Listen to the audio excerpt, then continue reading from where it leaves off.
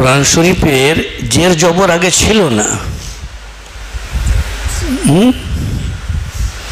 हज्जाज इब्ने यूसुफ जालिम बादशाह, जालिम, बहुत बड़ा जालिम था, मगर कभी तहज्जुद उसकी क़ज़ा नहीं हुई। तहज्जुद कखनो क़ज़ा হয়নি, मगर जालिम छिलो, बहुत बड़ा जालिम। तो এই নেক কাজটা করে গেছে যে জওয়ার জের পেশ যে আমরা পড়ছি, এইগুলো হজ্জাজ ইবনে ইউসুফ কোরআন শরীফে লাগিয়ে দিয়ে গেছেন। আল্লাহ কাকে দিয়ে কি কাজ করাবেন? একটা হাদিসের মধ্যে আছে, জনাব রাসূলুল্লাহ সাল্লাল্লাহু আলাইহি সাল্লাম বলেন, ইন্নাল্লাহা লা ইউআইয়িদুদ-দীনা বির-রাজুলিল ফাসিক। অনেক সময় আল্লাহ কোনো ফাসিক বান্দাকে দিয়েও দিনের সাহায্য করিয়ে নেন, দিনের কাজ করিয়ে নেন, जिससे चाहे वो दिन का काम ले ले। আর কাকে কোন বাহানায় আল্লাহ মাফ করবেন এটাও তো কেউ জানে না। কাকে কোন বাহানায় আল্লাহ মাফ করবেন এটাও কেউ জানে না। খালি বাহানা দেন, আল্লাহ তাআলা বাহানা খোঁজেন, এর দ্বারাই কোনো একটা নেক কাজ একটা করিয়ে দিই, সেইটা দিয়েই তাকে মাফ করে দিয়ে দেবো। সুবহানাল্লাহ, সব পারেন, সব পারেন। একদিন হজরত আমির মুআবিয়া রাদিয়াল্লাহু তাআলা আনহুর ফজরের নামাজ কাজা হয়ে গেছে, ফজরের নামাজ কাজা হয়ে গেছে।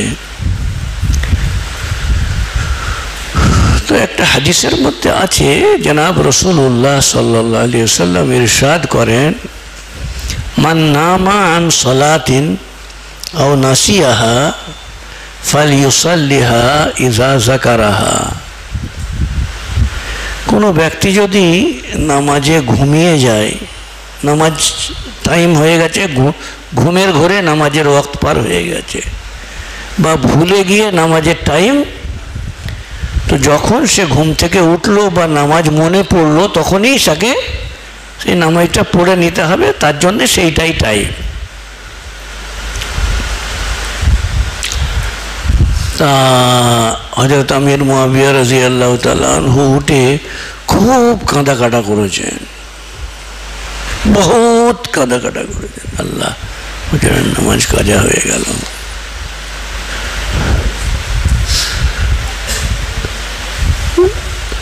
তো পরের দিনে দেখছেন যে সে আজানের আগেই মানে পা টিপে টিপে তুলে দিচ্ছে, ওঠো না গো, নামাজ পড়ো না গো। তখন উনি চেয়ে দেখছেন তো ইবলিস, কে নামাজের জন্য তুলে দিচ্ছে? ইবলিস। ইবলিস বলে, হ্যাঁ আমি ইবলিসই। তুই তো নামাজ কাজা করিয়ে দিস, তুই আবার নামাজ? বলে, কালকে তোমার কান্নাতে আল্লাহ তোমাকে এত নেকি দিয়েছে যে ওই রকম 50 বার ফজরের নামাজ টাইম মতো পড়লেও অত নেকি হতো না। তোমার কান্নার চোটে আল্লাহ তোমাকে এত নেকি দিয়েছে। তাই বলি বাবা, 1 গুণই পাক, 50 গুণ যেন আর না পাই। শয়তানকে আল্লাহ পাক বলেছেন তোমাদের প্রকাশ্য শত্রু। কি বলেছেন? ইন্না শায়তানা লাকুম আদুউম মুবিন, প্রকাশ্য শত্রু। মানে ও যদি কোনো নেকির কাজও করায়, জানবে যে তার ভিতরেও কারসাজি আছে, কোনো বড় নেকি থেকে ও বঞ্চিত করার চেষ্টা করছে, কোনো বড় নেকি থেকে সরাবার চেষ্টা করছে। ব্যাপার হচ্ছে এই যে অনুতপ্ত হওয়া, অনুতাপ, ভুল মানুষ করবেই, মানুষের দ্বারাই ভুল হবে, ঠোকর খাবে, পড়বে, ভুলভাল হবে, কাজা হয়ে যাবে। কিন্তু আল্লাহর নিকটে সেই ব্যক্তি খুব ভালো যে নিজের ভুলকে স্বীকার করে নিয়ে আল্লাহর কাছে ক্ষমা চেয়ে নিল। ভুল স্বীকার করে আল্লাহর কাছে ক্ষমা চেয়ে নিয়ে যে আল্লাহ মাফ করে দাও, এটা আমার দ্বারাই হয়ে গেছে, তুমি আমার ক্ষমা, তুমি ছাড়া আমার কেউ নেই।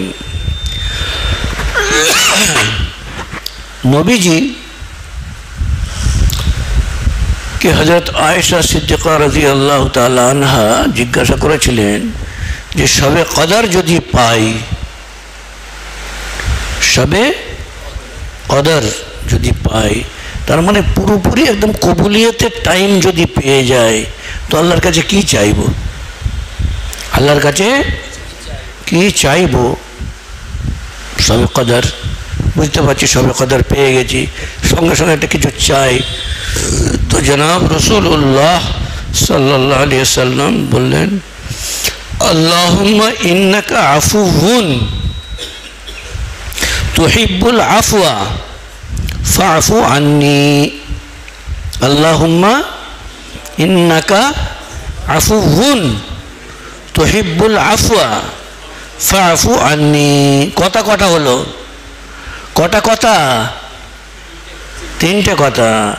আল্লাহুম্মা ইন্নাকা আফুউন মানে अल्लाह तुम्हें बहुत क्षमा करने वाला, बहुत माफ़ करने वाला, खूब माफ़ करने वाला, बड़ों থেকে बड़ो अपराधी और विशाल থেকে विशाल गुनाह के माफ़ करने वाला। आफून माने तुम्हें बहुत माफ़ करने वाला।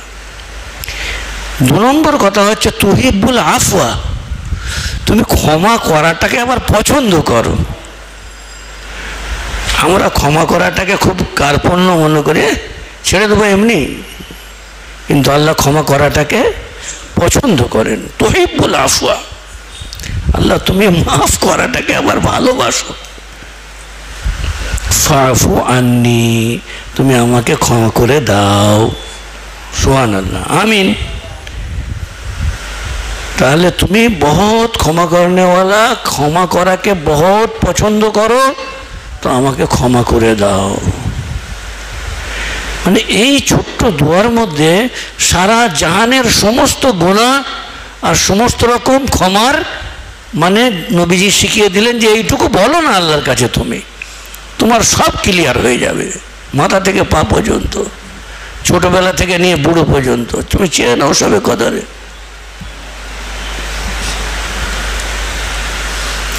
আল্লাহ পছন্দ করেন ক্ষমা করাকে, আল্লাহ পছন্দ করেন। তবে ইচ্ছাকৃতভাবে আল্লাহ পছন্দ করেন বলে ইচ্ছাকৃতভাবে গুনাহ করা যাবে না, কারণ আল্লাহ মানে ভয় করতে বলেছেন। কি বলেছেন? কি বলেছেন? ভয় করো। আম্মা মান খাফা মাকাম রাব্বিহি, আল্লাহর সামনে দাঁড়ানোর ব্যাপারে যে আল্লাহকে ভয় করলো, ওয়ানাহান নাফসা আনিল হাওয়া, আর নিজেকে গুনাহ থেকে খাইশাত থেকে বাঁচালো, ফাইনাল জান্নাতা হিয়াল মাওয়া। এইরকম ভয় করনেওয়ালাকে আল্লাহ তাআলা কি করে দেন? জান্নাত দান করেন। তাদের জন্য আল্লাহ জান্নাত রেডি করে রেখেছেন। ওয়ালিমান খাফা মাকাম রাব্বিহি জান্নাতান, সূরা রহমান। যারা আল্লাহর কাছে যে দাঁড়াতে হবে এই ব্যাপারটাই কেঁপে ওঠে, ভয় করে যে আল্লাহর কাছে একদিন আমাদেরকে দাঁড়াতে হবে, আল্লাহ বলছেন তাদের জন্য দুটো জান্নাত রেখে দিয়েছি। তাহলে আল্লাহর অতিরিক্ত ক্ষমাশীল এবং মাফ করাকে আল্লাহ ভালোবাসেন বলে গুনার উপরে কোনো রকম জুরাত সাহস করা যাবে না। হয়ে গেছে অনেক গুনাহ, সেটা আলাদা, কিন্তু আল্লাহ, আমি বুঝছি আল্লাহ দেখছেন, সাহস করা যাবে না, জুরাত করা যাবে না। ধৃষ্টতা বলে, কি বলে এটাকে নাকি? আল্লাহ বলছেন ভয় করো।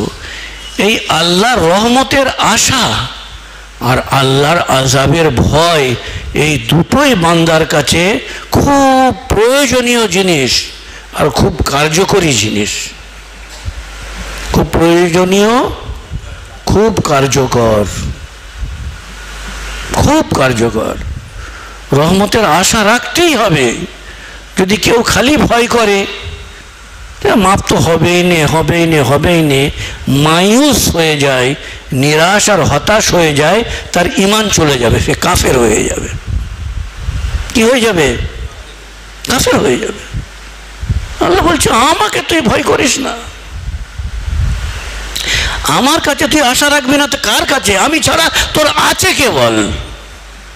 তোর বিপদে আপদে বালা মুসিবতে, দুনিয়া আখেরাতে, লোকালয়ে নির্জনে, আমার থেকে বড় আপন তোর কে আছে যে তুই আমার কাছে আশা রাখবি না?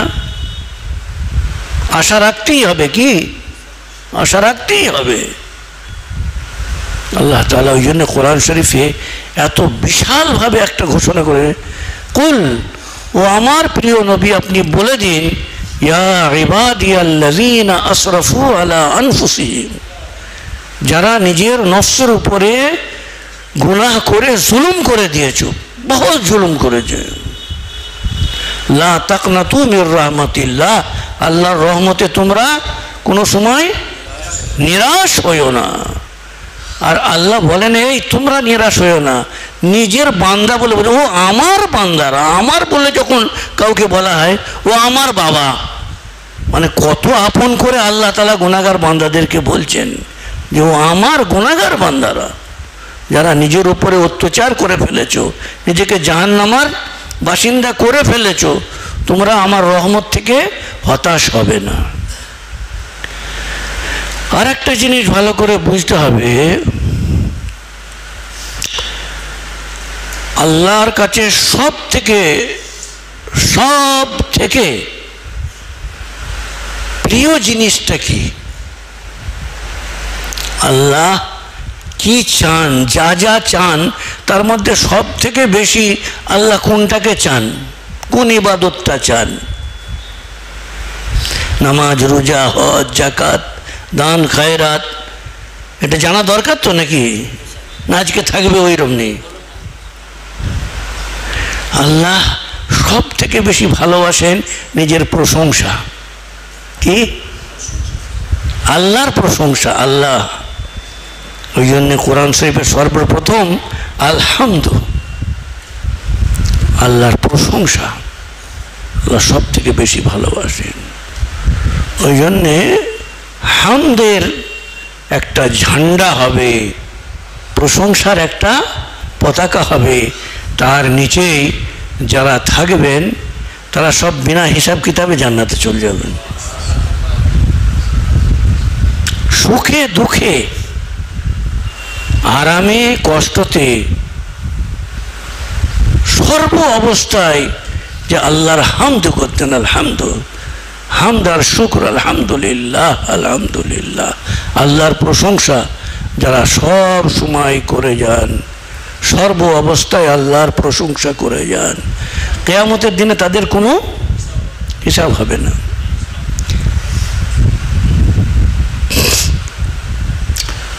একটা সময় জনাব রাসূলুল্লাহ সাল্লাল্লাহু আলাইহি ওয়াসাল্লাম, গরমের সময়, বুঝলেন তো, কিসের সময়? গরমের সময়, অতিরিক্ত গরম, আর ক্ষুধার্ত অবস্থায় জনাব রাসূলুল্লাহ সাল্লাল্লাহু আলাইহি ওয়াসাল্লাম বাড়ি থেকে বার হয়ে পড়েছেন। বাড়ি থেকে রাস্তায় বেরিয়ে পড়েছেন ক্ষুধার জ্বালায়। কিছুক্ষণ পরে হযরত আবু বকর সিদ্দিক রাদিয়াল্লাহু তাআলা আনহু বেরিয়ে পড়েছেন।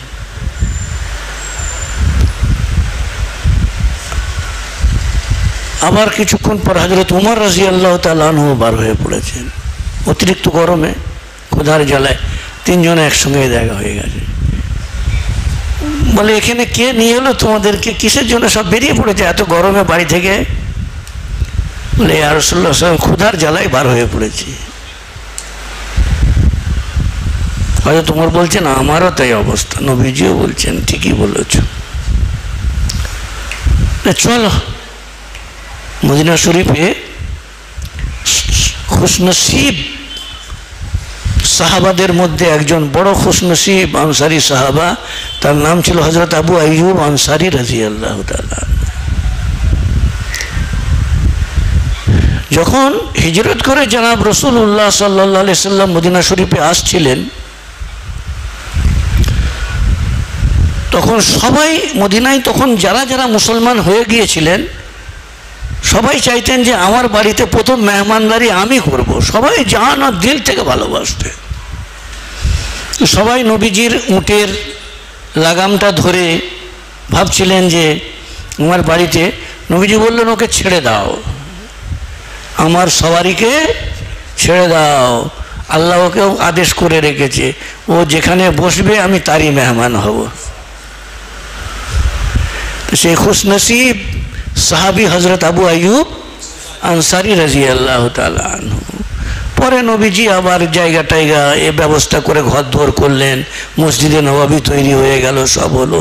তো এই দিনে যে তিনজনে ক্ষুধার্ত অবস্থায় বাড়ি থেকে বার হয়ে পড়েছেন, নবীজি হযরত আবু আইয়ুব আনসারি রাদিয়াল্লাহু তাআলা আনহুর বাড়িতে পৌঁছে গেছে দুই সাহাবাকে নিয়ে। তো উনি বাড়িতে ছিলেন না, বাগানে ছিলেন।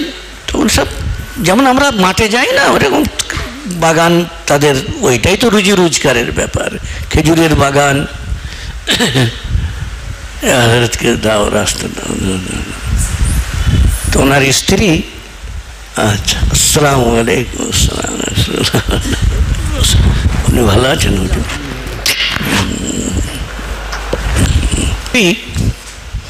একটু বসতে দিয়েছেন আর বললেন একটু বসুন, আমি এক্ষুনি ডেকে নিচ্ছি, বাগানে গেছে।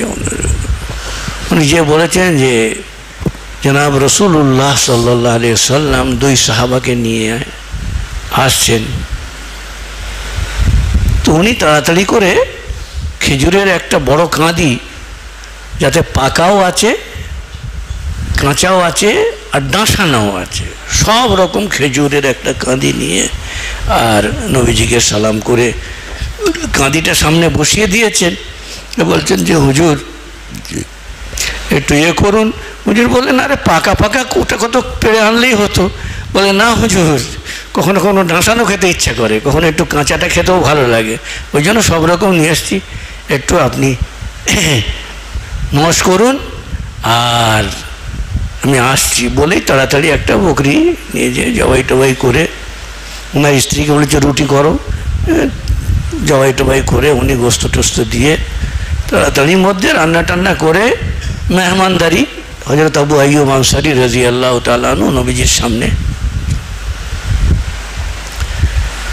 তো একটা রুটিতে একটু গোস্তর টুকরো দিয়ে বললেন যে এটা ফতেমাকে দিয়ে এসো, কয়েকদিন ও খায়নি কিছু। তারপরে যখন সাহাবাই কেরাম রিজওয়ানুল্লাহ আলাইহিম আজমাইন হযরত আবু বকর সিদ্দিক রাদিয়াল্লাহু আনহু, উমর রাদিয়াল্লাহু আনহু খাচ্ছিলেন, তো হযরত রাসূল করিম সাল্লাল্লাহু আলাইহি ওয়াসাল্লাম জনাব রাসূলুল্লাহ সাল্লাল্লাহু আলাইহি ওয়াসাল্লাম বললেন যে এই যে এত কষ্টের পরেও যে খাবার তোমাদের সামনে এসছে, এই খাবারেরও কিয়ামতের দিনে হিসাব হবে। সাহাবা ঘাবড়ে যেতেন, এরও হিসাব হবে। তো এটা হচ্ছে উসুলি বাত। এটা কি আল্লাহর নিয়ামত, তার হিসাব আল্লাহ নেবেন। এই নিয়ামতে তুমি কি হক আদায় করলে। আর যে কথাটা আগে বলছিলাম যে আল্লাহর কাছে সব থেকে প্রিয় জিনিস হামদ, আল্লাহর প্রশংসা। কোনো মানুষ খাবার খেয়ে জনাব রাসূলুল্লাহ সাল্লাল্লাহু আলাইহি ওয়াসাল্লাম বলেন যদি সে আলহামদুলিল্লাহ বলে আল্লাহর শুকরিয়া আদায় করে, আলহামদুলিল্লাহিল্লাযী আত'আমানি ওয়া সাকানি ওয়া জাআলানি মিনাল মুসলিমিন, আলহামদুলিল্লাহিল্লাযী হুয়া আশবাহানা ওয়া আরওয়ানা ওয়া আনআমা আলাইনা ওয়া আফজাল। এই সমস্ত আল্লাহর প্রশংসা করে, তো আল্লাহ তাআলা ওই বান্দার উপর থেকে হিসাবকে তুলে দেন, ওই খাবারের আর হিসাব হবে না। সুবহানাল্লাহ। তাহলে হামদ আর শুকর আল্লাহর কাছে এত বেশি প্রিয়, এত বেশি প্রিয় যে সর্ব অবস্থায় আমাদের যে অবস্থায় থাকে না কেন, 1 মাস হয়ে গেল হয়তো রুজি রোজগারের কোনো ঠিকানা হচ্ছে না, তবুও কি বলবো? আলহামদুলিল্লাহ, আল্লাহ যে হালে রেখেছেন লাখ লাখ দিল থেকে, লোক দেখানি নয়, দিল থেকে আল্লাহর শুকরিয়া আদায় করো। ওর থেকেও তো বড় মুসিবত থাকতে পারে, हर मुसीबत से बढ़कर मुसीबत है, সেই জন্য সর্ব অবস্থায়। আর তাছাড়া ওই একটা দিক থেকে হয়তো আমার একটু কষ্ট হচ্ছে, আর কত দিক থেকে যে আল্লাহ আমাদেরকে আরামে রেখেছেন তার শুকরিয়া আদায় করে শেষ করতে পারবো? ওই জন্যেই হাদিসের মধ্যে আছে যে সারা জীবনের সমস্ত ইবাদত বন্দেগি মানুষের 1 গিলাস পানির মূল্যও হবে না। আল্লাহর যে নিয়ামত পানি, আমরা কত পানি অপচয় করছি, যখন অপচয় হয় খুব মনটা কাঁদে, এত অপচয় হয়ে যাচ্ছে পানি। ফিলিস্তিনের ভাইদের কাছে দেখুন যে 1 গিলাস পানির কি মূল্য, সেখানে ফিলিস্তিনের ভাইদের কাছে তাদের অবস্থা দেখলে বুঝতে হবে যে সামান্য পানির জন্য তাদের কি বুক ফেটে যাচ্ছে। তো এই যে পানি খাচ্ছি দিল থেকে, আমরা কি বলবো? আলহামদুলিল্লাহ, আলহামদুলিল্লাহ। আর বিস্তারিত যে দোয়াটা, আলহামদুলিল্লাহিল্লাযী জাআলাহু আযওয়ান ফুরাতাম বিরহমাতিহি ওয়া লাম ইয়াজআলহু মিলহান উজাজাম বিযুনুবিনা। আল্লাহ তাঁর রহমতে এটাকে সুমিষ্ট আল্লাহ করেছেন আমাদের জন্য, আমাদের গুনার তাসিরে, আমাদের পাপের কারণে এইটাকে লবণাক্ত তিক্ত করেননি, লবণাক্ত তিক্ত করেননি। আমরা যে পাপে ডুবে আছি, যে পানি লবণাক্ত হয়ে যেতে পারে, গায়ে দিলেই গলা একদম ঘা হয়ে যাবে, তিক্ত হয়ে যেতে পারে, মুখে দিলেই মানুষ থুতু করবে, তা করেননি আল্লাহ আমাদের পাপের তাসিরে। আল্লাহ নিজের রহমতে এটাকে সুমিষ্ট করেছেন, তার জন্যে আলহামদুলিল্লাহ, আলহামদুলিল্লাহ। এইভাবে মানে শুকর আদায় করার দ্বারাই সব সময় আল্লাহকে সন্তুষ্ট করা যায়, সর্ব অবস্থায় শুকরিয়া আদায় করা। 2-3টে জিনিস সব সময় মাথায় রাখতে হবে। একটা হচ্ছে শুকরিয়া আদায় করা, প্রথম জিনিস কি? শুকরিয়া আদায় করা। আর ভুল চুকের তো আমরা পুঁটলি হয়ে আছে নাকি বলুন, সব সময় কিছু না কিছু ভুল চুক হচ্ছে, সেই জন্যে তওবা ইস্তিগফার করা, ক্ষমা চাওয়া। কি করা?